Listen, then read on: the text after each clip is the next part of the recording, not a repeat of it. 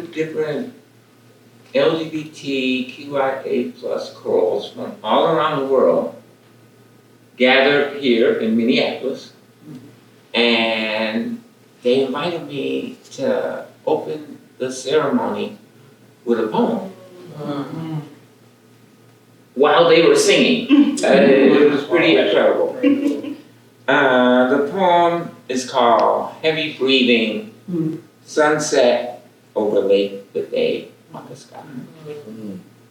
If they come for me in the morning, they will come for you in the night.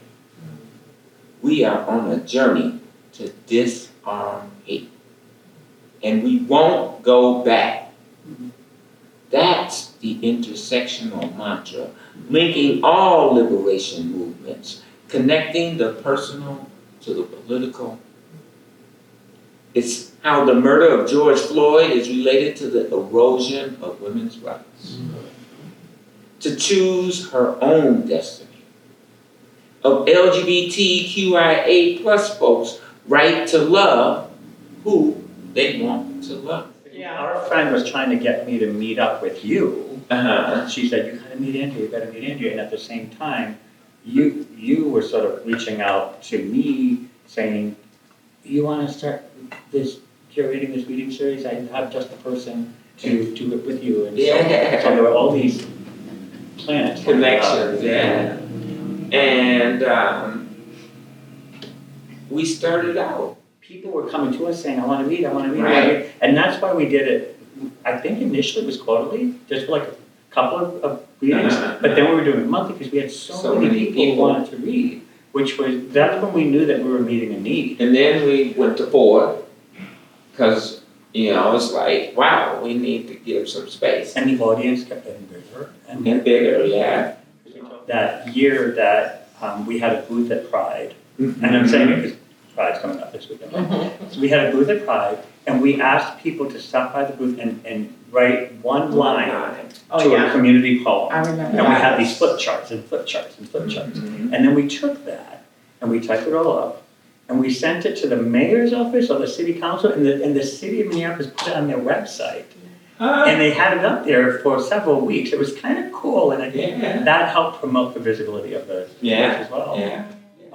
I have an identical twin, as many of you know, and he is not HIV positive, and he and I were in a gene therapy, identical twin gene therapy study for many years at the National Institutes of Health.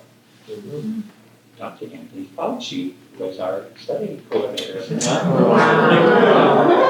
Yeah, before he became famous. Well, depending on who you ask. But I actually, with all that happened during COVID, I actually found his email address and I emailed him and said, you are amazing. And I sent him a copy of my book because I read a little bit about him in the book. So the book is about, this is about how we claim identity when we're always a part of somebody else's identity. And so here I am, fully self-actualized, different from my brother, being infused with 10 billion of his genes. It was all part of the experiment of dating, of seeing if we, as boys, could somehow lend our lips for merriment amidst the autumn dirt and corduroys. We came to learn that we preferred the lips of boys against our own. The lesson made itself known like the moon to the eclipse, and we shivered, but we were not afraid. We kissed until our mouths flared and burned red embers, jaws taut and tired, gasping for air, until the muscles in our faces bled, our breathing the only sound we could hear. And now they have the nerve to tell us kissing is no longer safe. Imagine the tongue, a deadly weapon, while reminiscing about the days when you and I were young. Placemaking, right? And having conversations that felt really radical at the time and maybe feel less so now, but we're realizing now, how importantly radical they still are, right? Radical to the root, right? That Black feminist tradition of we gotta go to the real heart of the matter. And Julie Bates McGillis was not afraid to have these conversations with leaders. That's exactly right. That's accountability, right? That's also bringing folks with. And when we talk about the spectrum, another straight but not narrow ally, Julie Bates McGillis, I feel like, really just modeled the ways that